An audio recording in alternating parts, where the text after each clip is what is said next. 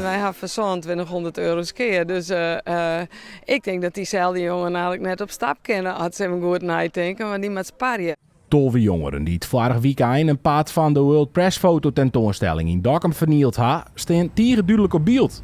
Op de betierde snijtemon, rond Jelve Fjouweren, waren deze foto- en schreeuwboeren met de groen gelijk maken. Zij had toch gedacht wat te vernielen. Dus dat hebben we snijden heel hard oproemen.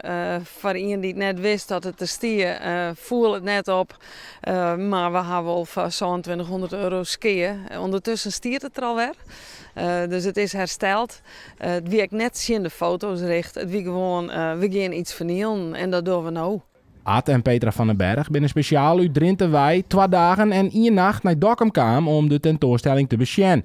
Ik zei vinden de vernielings er 4 bij terug. Schuwelijk. Ja. Waarom? Echt, Zo zinloos. Ja.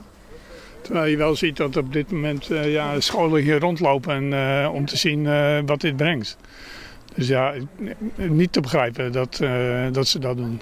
Maar helaas is dat wel zo. En voor de komende weekenden had de organisatie de boel verstevigen en hopen ze op het zoenen verstaan. Ik moet wel zeggen, die jongen toen mokerdom werden. Als ze weten dat je jouw goede camera's staan. Dat ze weten dat alle eigenaar op hun rjochten binnen. Ik hoop dat ze heel in kwart visite verwachten kunnen. Want het wordt wel verhellen, zij is het wel. En wij hebben extra maatregelen na.